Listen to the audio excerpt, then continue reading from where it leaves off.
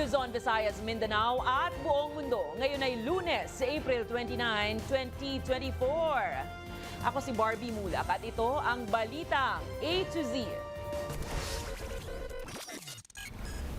Sa tingin namin inatake kasi natagpuan siyang nakasubsob.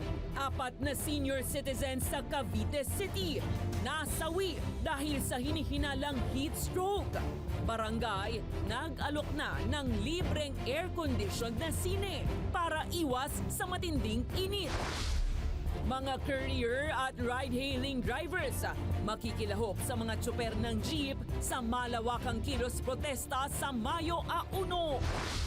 Sa ating Autism Awareness Month special, kilalanin ang patok na baker sa Maynila na nasa spectrum.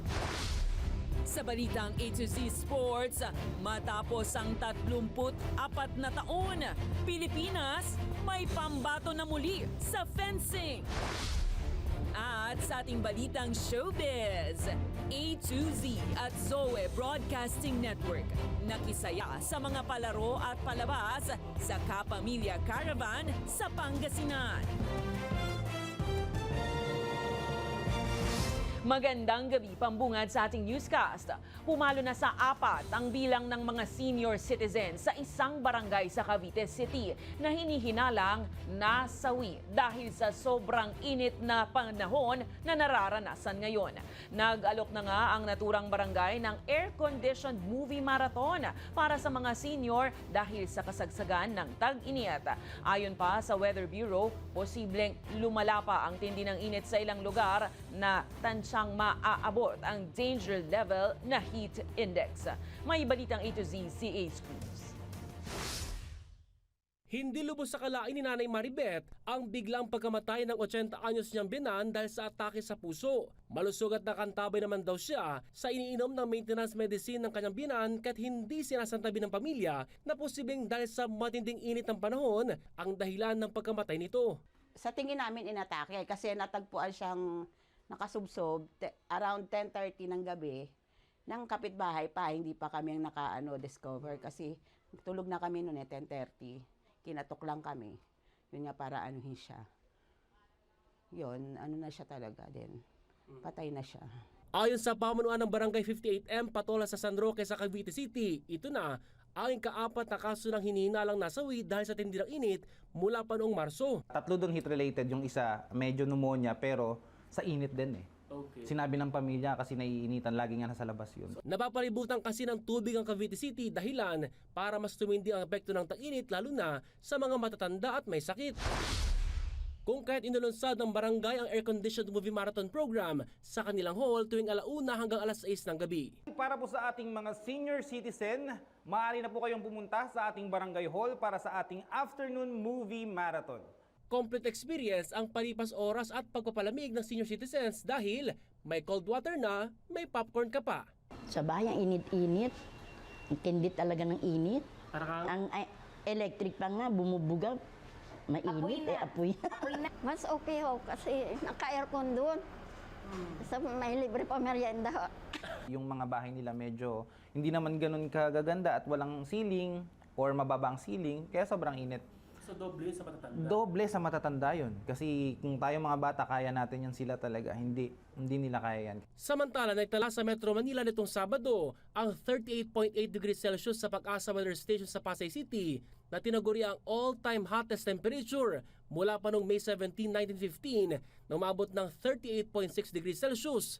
Niretala naman sa port area sa Maynila. Sa tala, lagpas na sa 30 mga lugar sa bansa ang nakararanas ng danger level na heat index o yung damang init na mula 42 degrees Celsius hanggang 47 degrees Celsius at asahang madaragdagan pa raw ito. Posible namang umabot pa hanggang unang linggo ng Hunyo ang tindi ng init ng panahon. Gayunman, asahan na raw ang ilang pag-ulan sa mga panahong ito dulot ng thunderstorm.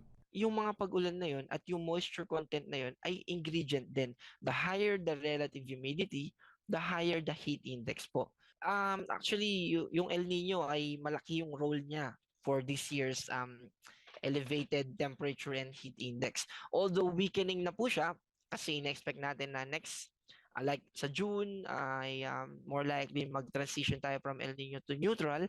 Paalala pa rin ng otoridad, ingatan ang sarili para heat-related illnesses ay hindi mangyari. Para sa Balitang A to Z, Ace Cruz. Walang artificial power crisis. Iyan ang binitiwan ni Pangulong Ferdinand Marcos Jr. patungkol sa sitwasyon at kondisyon ng mga planta ng kuryente sa bansa. Ito'y sa harap ng halos araw-araw ng red at yellow alerts ng Luzon at Visayas power grids. Ayon kay Marcos, malabong ang nangyayari ay artificial power crisis o manipulasyon, maging pagkontrol sa supply ng kuryente. Paliwanag ng Pangulo, overloaded na ang power system ng National Grid Corporation of the Philippines at tumaas din ang konsumo ng enerhiya ngayon ng lahat ng consumer dahil sa nararanasang matinding init ng panahon.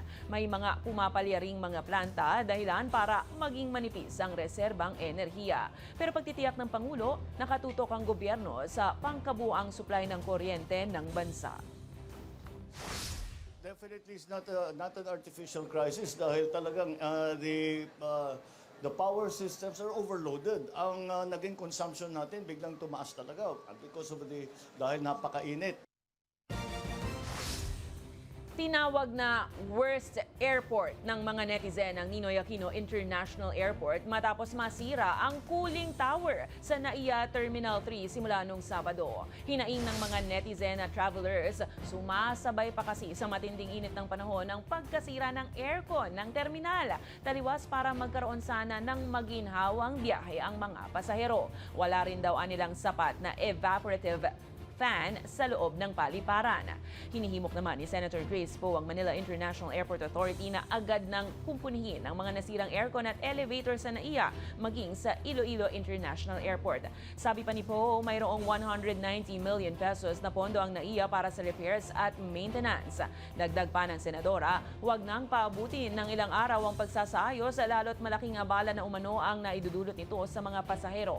Ayon naman sa pamunuan ng MIA, gumagana na ang 4 sa 6 na cooling tower na nagkaaberya. Sinalubong ng kilos protesta mula sa mga progresibong grupo ang muling pagbubukas ng 19th regular session sa Senado. Ang panawagan nila, itaas ang sahod ng mga kontraktwal na kawani ng gobyerno. Ang Balitang A to Z mula kay Ian Maghanoy.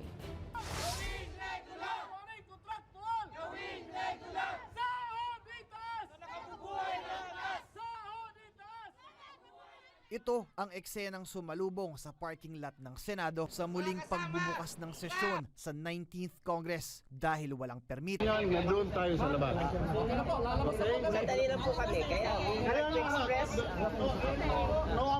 Hindi po pwede dito sa loob. Sa labas lamang muna pwede ang protesta. Sigaw nila, itaas sa 33,000 pesos ang monthly minimum wage ng lahat ng kontraktual na manggagawa ng gobyerno. Marami ng sunod-sunod na pagtaas ng presyo ng bilihin na ginawa. Pero ang ating sahod bilang mga empleyado ng gobyerno ay pauna-pauna. Naipasa na sa Senado ang 100 pisong aumento sa sahod pero giit ng grupo, kulang na kulang pa rin yan para makabuhay ng pamilya. Ang binibigay po ngayon ay national minimum wage na hindi nababatay sa living wage na nasasang-ayon sa saligang batas. Kaya dapat living wage na 33,000. Pero hindi lang isyu ng aumento sa sahod ang bubunuin ng mga senador sa pagbabalik sesyon. Ayon kay Senate President Migs Zubiri, 20 mga panukalang batas ang target nilang maipasa bago magtapos ang second regular session sa Hunyo. Hopefully may papasa na po natin yung kalahati noon within the next couple of weeks dahil nasa later stage na po sila. They're either in the bicameral conference committee meetings or they're just waiting for the signature of the President. Kabilang dyan ay ang Philippine Ecosystem Act na hinihintay na lamang na mapirmahan ni President Ferdinand Bongbong Marcos Jr. Nakapila naman na para sa Bicameral Conference Committee hearing ang Anti-Agricultural Economic Sabotage Act at Self-Reliant Defense Posture Act. Nasa pinal at huling pagbasa naman na ang Academic Recovery and Accessible Learning at nai-transmit na yan sa House of Representatives. Today, we will immediately have an all-member caucus to discuss how we will go about this on the priority measures that we would like to push. Sa gitna nito, umaasa pa rin ang grupo na isasama sa mga prioridad hindi lamang ang aumento sa sahod kundi pati ang regularisasyon ng contractual employees sa gobyerno. Para sa Balitang A to Z, Ian Maghanoy. Seguridad ng soberanya at seguridad ng ekonomiya. Ito ang dalawa sa mga isyong iniangat ni House Speaker Martin Romualdez sa pagbabalik sesyon rin ng Kamara ngayong Lunes. Ang detalye sa ating balitang A to Z. We will direct the appropriate House committees to conduct an inquiry in aid of legislation to determine the adverse impact of such agreements on our national interests, particularly our sovereignty, sovereign rights, and territorial integrity. Formal nang iniatas ni House Speaker Martin Romualdez ang investigasyon sa Kamara ukol sa sinasabing secret deal sa pagitan ng dating Pangulong Rodrigo Duterte at ng China ukol sa West Philippine Sea. Sa hiwalay na presser matapos ang pagbabalik sesyon ng mababang kapulungan ng Kongreso, kinumpirma ng Speaker na ipatatawag ang mga dating opisyal ng Duterte administration. Sino-sino mga officials kaya yung maiimbita? Past officials of the past officials. Yes. Up to President Duterte, possible, sir? We can start out with the past officials kasi sila din ang dapat ang nag-execute kung may agreement, di dapat siguro yung foreign affairs nila, yung executive secretary, kung may EO, di ba? At saka yung mga nagsalita na meron. Pero yung iba, meron din isang press secretary. Giit ni Romualdez, bagamat walang epekto ang naturang kasunduan dahil wala itong kasulatan, dapat pa rin daw itong mabusisi. Ini-invoke yan ng mga kaibigan natin sa China, wala man nating alam dyan. So, we want to ferret out the truth. Samantala, bukod sa pagbabantay sa soberanya ng bansa, tututukan rin ng Kamara ngayon ang napakalaking patong ng middlemen ng agri-products na dahilan ng pagsirit ng presyo sa mga pamilihan. Kasi nakikita kanina 200% ang markup from farm gate price to retail. In fact, we asked the Organization of Supermarkets, kanina it was revealed na yung net margin nila, yung gross margin nila rather, is only 8%. And for refrigerated commodities, it's 10%. Sa sunod na hearing siguro, hingi natin sa ating chairman na imbitahin din natin yung mga traders, no? At yung mga middlemen, so to speak. At siyempre tatawagan din natin yung DA at saka DTI kung anong mas maganda at mas maaga na intervention. Ilan sa mga produktong grabe ang tinalon sa presyo ay ang ampalaya na binibili sa mga magsasaka ng 52 pesos kada kilo pero na ibebenta ng 120 pesos kada kilo sa mga pamilihan. Gayon din ang sitaw na mula sa 45 pesos mula sa mga bukid ay umaabot ng 100 piso kada kilo. Kinilala ng Pangulong Ferdinand Marcos Jr. ang kahalagahan ng katayuan ng mga bagong graduate na Moro combatant o mga bagong pulis sa pagpapanatili ng kapayapaan at seguridad sa Bangsamoro Autonomous Region in Muslim Mindanao o BARM. Sa katatapos lang na graduation ceremony ng Bangsamoro Police Basic Recruit Course Batch 23-1 Classes Alpha Bravo Bacas Lipi sa Parang Maguindanao del Norte. Sinabi ng Pangulo na sila ay kinatawan ng kaayusan saan man sila ipadala. Umabot sa 100 trainee ang nagsipagtapos na dumaan sa 23-week program na pawang mga galing sa Moro Islamic Liberation Front o MILF at Moro National Liberation Front o MNLF. Pansamantala silang itatalaga bilang patrolmen at women alinsunod sa mga patakaran ng National Police Commission. Ang inyong misyon ay higit pa sa paglilingkod at pangangalaga sa mga kababayan natin. Kayo ang tutulong sa pagsusulat ng isang bagong yugto para sa Bangsamoro tungo sa mas tahimik at matiwasay na kinabukasan. Nananawagan si Senate President Juan Miguel Zubiri sa Department of Education na ibalik na ang buwan ng Abril at Mayo bilang summer break ng mga estudyante. Ayon kay Zubiri, maiging maibalik na ang dating school calendar nang sa gayon ay mailayo ang mga mag-aaral sa epekto ng tag-init sa kalagitnaan ng klase. Una nang sinabi ng DepEd na hindi agad maililipat ang school calendar dahil ikinukonsidera ang mga bilang ng araw ng pasok maging ang magiging bakasyon. Week of March until first week of June. Yan sa tingin ko ay pinakamaganda dahil pagdating po ng June ay umuulan na po, medyo mas malamig at ligtas po ang ating mga kabataan sa ganitong klaseng unbearable, intolerable and very dangerous heat index. Nasa opisina na ng Pangulo ang bola patungkol sa pinal na desisyon ukol sa pagbabalik sa dating school calendar. Ito ang sinabi ng Department of Education matapos raw isumite ang rekomendasyon na pabibilisin mula sa orihinal na 5 years ang transisyon sa 2 taon na lang. Sa pagdinig sa Kongreso kanina, sinabi ng Teachers Dignity Coalition na mas mainam na paikliin ang school calendar days sa transition period dahil bukod sa problema sa matinding init tuwing Abril at Mayo katulad sa kasalukuyan, posible ring magkaroon ng conflict sa schedule ang nalalapit na midterm poll sa May 2025. Samantala, inirehisto rin ng Philippine Elementary Principals Association at National Parent-Teacher Association ang suporta sa pagbabalik sa dating school calendar sa lalong madaling panahon. Hopefully, no, by 2025-2026 school year, magisimula po tayo ng June 9 at pwede na po tayong magtapos sa 2026 ng March 27. So, ibig sabihin, by that school year po, nakabalik na tayo fully doon sa old school calendar. And this school year, 2024-2025, would be the only year, no, for transition. Papasok na sa June yung pasukan. Kasi, Mr. Chair, we cannot afford ulit yung ganitong kainit na may mga klase. Nagiging useless din lang kasi nag-asynchronous, suspend ng klase. The final decision is not with the Department of Education, but with the Office of the President. And that is what they said, that they have already submitted options.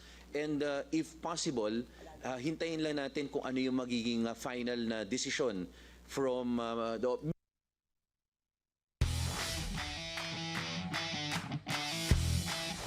Sa ating balitang sports, may pambato na ulit sa fencing ang Pilipinas sa darating na 2024 Paris Olympics matapos ang mahigit 3 dekada. Ito'y makaraang masungkit ni Pinay fencer na si Samantha Kyle Katantan ang gold medal sa Asian and Oceania Olympic Qualification Tournament sa UAE. Wagi ang 22-year-old Pinay fencer kontra kay Sofia Aktayeva ng Kazakhstan sa score na 15-14. Matatandaang 1992 Barcelona Olympics pa nang huling magkaroon ng pambato ang Pinas sa larong fencing. Si Katantan na ang ika-12 Pinoy athlete na lalaban sa nalalapit na prestiyosong Summer Games. Congratulations and good luck! Susunod, kilos protesta ng grupong TNVS at courier drivers kasado na sa unang araw ng Mayo. At ngayong Autism Awareness Month, maantig sa kwentong inspirasyon ng isang batang may autism na ginamit ang talento sa pagbebig. Abangan ang kumpletong ulat sa pagbabalik ng Balitang A to Z.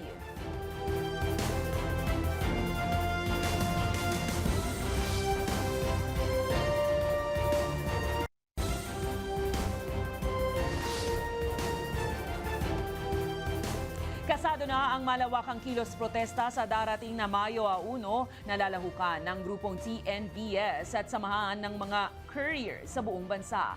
Wala na raw kasi silang kinikita sa sobrang laki ng ibinabawas sa kanilang sahod. Pero nagbabala ang Quezon City Police District. Huhulihin ang sinumang magsasagawa ng protesta sa lungsod kung walang kaukulang permit. May balitang A to Z si Kim Salinas.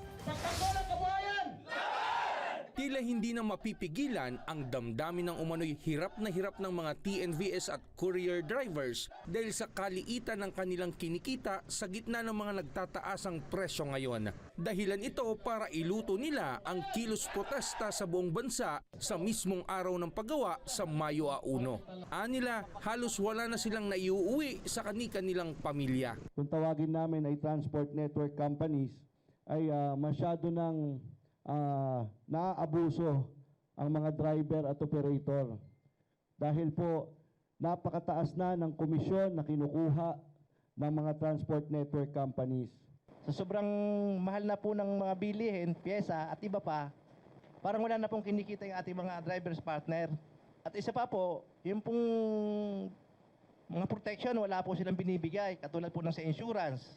Tigil ang kanilang operasyon sa darating na Miyerkules. Sobrang bingi ang ating Pangulo ng Republika ng Pilipinas.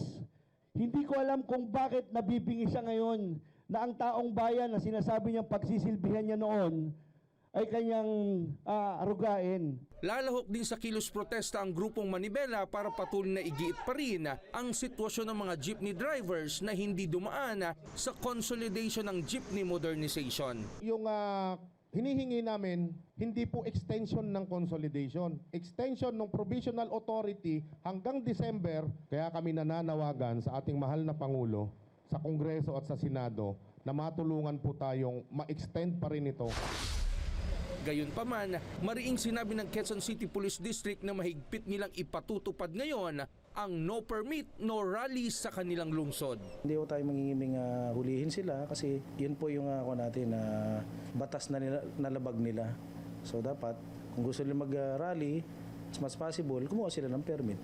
Ayon sa QCPD, iniiwasan na kasi nila ang nakaraang protesta ng grupong Manibela na nagdulot ng matinding trapiko sa lungsod.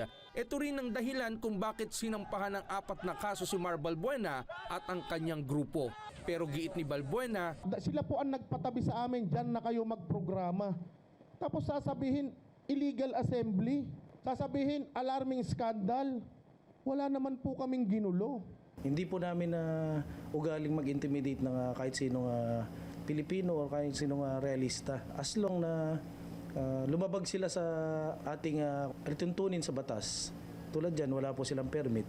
hindi pa man Labor Day nakakalat na ang kapulisan sa Commonwealth Avenue at sa Welcome Rotonda, pero hindi umano magpapatinag ang mga magpoprotesta na ang tanging magagawa lang ay maiboses ang kanilang karapatan at ipinaglalaban sa espesyal na araw na para sa kanila.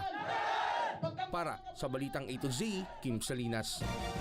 Naghain sa Korte Suprema ang Grupong Piston at iba pang transport group ng supplemental petition para maglabas ng temporary restraining order at tutulan ang deadline ng PUV Modernization Program ngayong April 30. Ayon sa mga grupo, labag umano sa konstitusyonal na karapatan sa freedom of association ang mandatory consolidation requirement sa jeepney modernization. Dagdag pa nila, pahirapan din ang pagkuha ulit ng prangkisa dahil hindi kaagad makakabalik umano sa pamamasada ang mga super.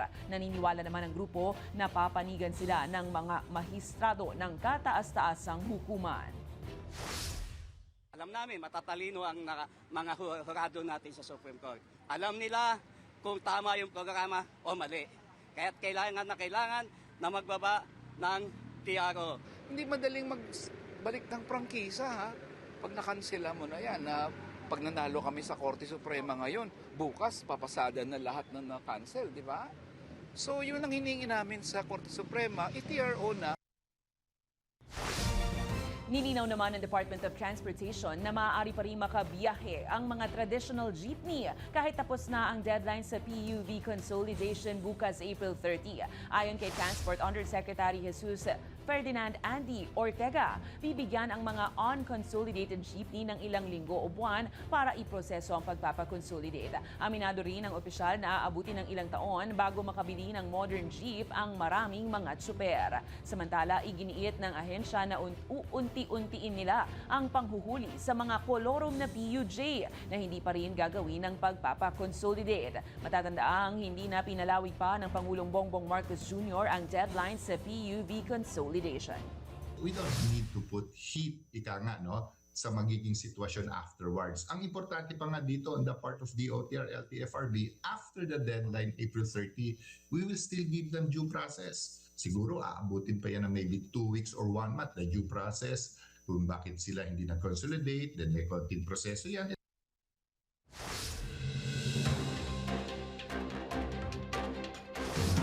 Abiso sa mga motorista, bukas na lang kayo magpakarga. Dahil good news, may katiting na bawas presyo sa produktong petrolyo epektibo mula April 30. May tapyas sa presyo sa kada litro ng diesel na 40 hanggang 60 centavos. 20 hanggang 40 centimos naman ang bawas sa kada litro ng gasolina habang aabot ng 70 centavos hanggang halos piso ang menos sa kada litro ng kerosene.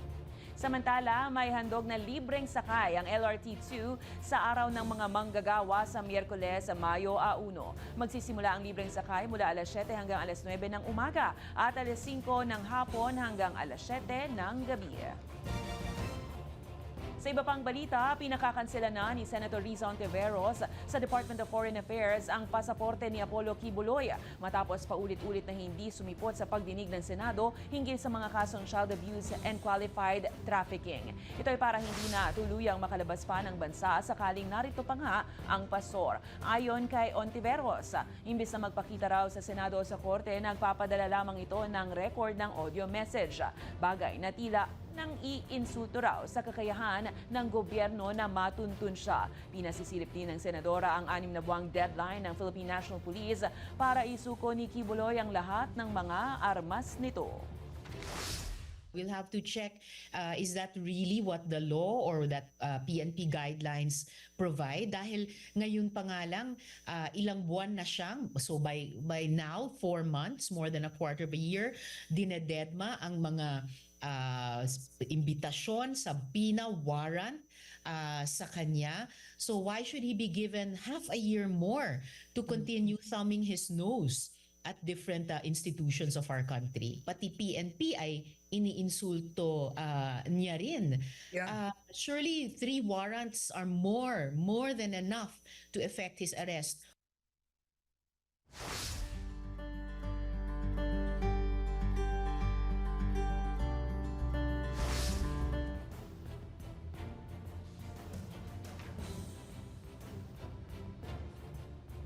Mga ka-A to Z, ginugunita ngayong buwan ang Autism Awareness Month para kilalanin at bigyang daan ang papel at halaga ng mga kapatid nating may autism condition. Kaya naman bilang pagpupugay sa kanilang mga nagagawa at ginagampanan sa lipunan, tampok ngayon ang isang storya na sa kabila ng pinagdaraanan ay ginamit ang kanyang talento sa pagbibig at naging inspirasyon ng marami para magpursigi sa buhay. Ang kwentong yan sa balitang A to Z ni Ace Cruz.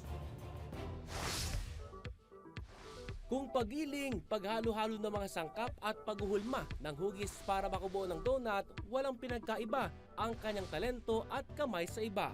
Mula strawberries, cookie butter at iba pang flavors, pati ang lasa, panalo. Siya si Mateo, ang 10 taong gulang na nahanap ang hilig sa pagbibake noong kasagsagan ng pandemya. Pero lingid sa kalaman ng marami ang kondisyon ni Mateo.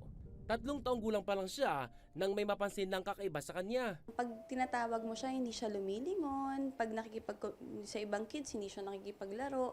Akala ko nung una, pipe or bingi siya, ganon. So, pinacheck na namin siya sa developmental pediatrician. Hanggang sa nadiskubring may autism spectrum disorder na pala siya. Isa itong neurological at developmental condition na nakakapekto sa kung papaanong kumonekta, makipag-usap at matuto ang sino mang may ganitong kondisyon. Grabe, umiyak ako. May times na umiiyak ako out of nowhere, iiyak ako talaga. Kasi nung time na yun, naalala ko, nung nagsisink in na sa akin ng anong ibig sabihin ng autism, nasa ibang bansa ako, malayo ako sa kanya. Pero sa halip na panghinaan ng loob, nahanap ni Nanay Ellen ang talento ng kanyang anak, ang baking, na maliban sa libangan ay kanila na ngayong pinagkakakitaan. Doon sa baking nung time na yun, talagang pagka sinabi mo, Mateo, do you want to bake? Yes! Agad siya. Okay, you get this one. Tapos hinahayaan ko siyang magsalita. Para ma-practice din yung speech niya. Bakit po awesome goodies? Bakit AU? Yung iba naman ang tanong, meron po ba kayong awesome kid? Sasabihin namin, sasa kayo mag-reply, hi, this is Ella. Yes po, meron po kami. It was dedicated to Mateo. He has autism spectrum disorder. Tapos sasabihin nila, ako din po, nakaka-proud po kayo. Sana po yung anak ko din, magkaroon din ng ganyang talent. Sana po ma-discover din ng anak ko. Yung mga ganong mga wishful thinking na parent to parent. Pangarap ni Nanay Ellen na magsilbing workshop sa iba pang gaya ni Mateo ang bake siya para mailabas din ang aking galing na iba pang mga bata. In-enroll din si Mateo sa isang developmental institution. Nahihirapan po siya with social skills or yung pakikitungo kumbaga sa ibang tao. So yun po mostly yung parang hinaharap naming sitwasyon niya ngayon. Tulad lang din sa isang typical na bata, kung paano natin ituro ang mag-commute, paano natin ituro yung mga ganito, dapat inclusive din tayo pagdating doon na kahit sa kanila, ituro natin the same way. Para sa ibang sigurong tao na parang it's just a simple na sentence or simple na question, pero for us, pag nag-speak up siya ng ganun, sobrang laki, parang pwede kami magpa-fiesta. Yung ganong feeling, alam mo yung sobrang proud mo na talagang proud, laki na improvement ni Mateo. At least he's improving, he's trying his best para makakope up dun sa world natin. Malayo na nga ang narating ni Mateo pagdating sa pag-unlad ng mga kaya niyang gawin. Pero hindi nawawalan ng pag-asa si Nanay Ellen. Ang hiling lamang nila sa publiko, pag-unawa at pagtanggap. Hi, Tay! Mommy is so proud of you. Yun lang. Naiyak ako. Para sa Balitang A to Z, Ace Cruz. Sa aming pagbabalik, Balitang A to Z at Zoe Broadcasting Network nakisaya sa Kapamilya Caravan sa Pangasinan. Manatiling nakatutok, kayo ay nanonood ng Balitang A to Z.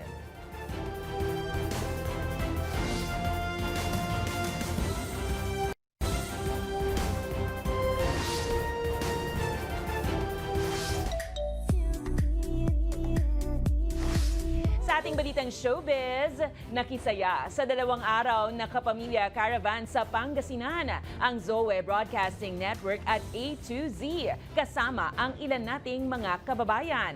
Nakijamming din sa kasiyahan ang ilang kapamilya celebrities na bumida sa caravan. Ang masasayang tagpo, silipin sa balitang A to Z showbiz ni Lane Garcia. Ng panahon ngayon ang naging pagtanggap ng mga ka-A-to-Z nating Pangasinense sa katatapos lang na 2-day caravan ng Kapamilya Network sa Dagupan City at Lingayen sa probinsya ng Pangasinan nitong weekend. Bumida on stage ang balitang A-to-Z News Anchor na si Barbie Mulak together with ang inyong pong lingkod, Lane Garcia, sa pagpapakilala para mas mapalakas pa ang ating programa. Andito na, ready na yung candidates natin. Pasok po, akyat na sa stage. Enjoy naman ang ating mga ka-A-to-Z sa mga games na lalong nagpainit ng caravan.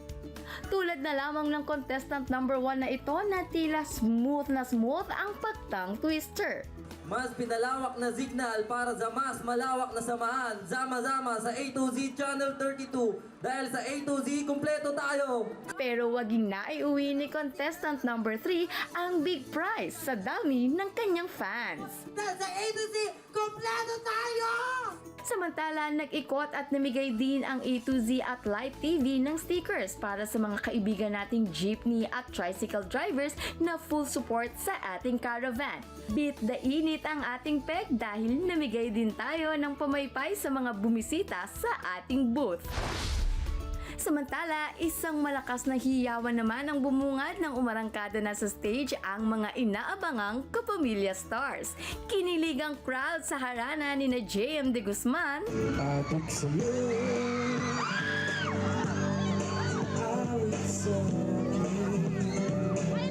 Mark Rudio,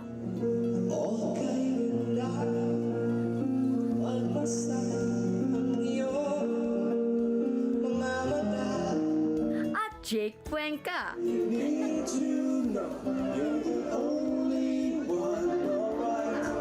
Nakijamming din sina Kyla Estrada at Angie Salvacion. At sumabay sa indak ang marami sa makabugerang performance ni Maymay Entrata.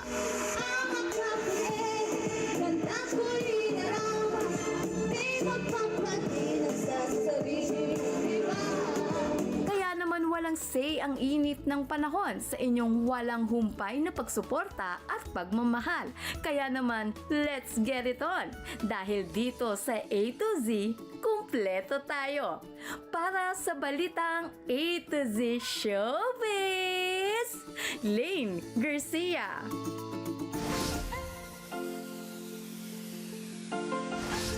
Sa mga netizen na nakapanood sa video na ito, napatanong sila, kanino nga bang lola yan?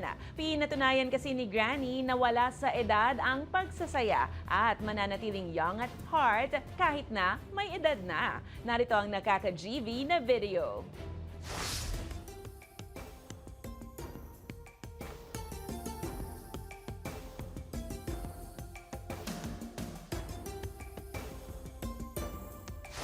Kung kayo ay may kwentong kakaiba, mga kwento ng pag-ibig o storya ng inspirasyon at pag-asa, maaari nitong ibahagi. Sumali sa ating Facebook group na Balitang A to Z.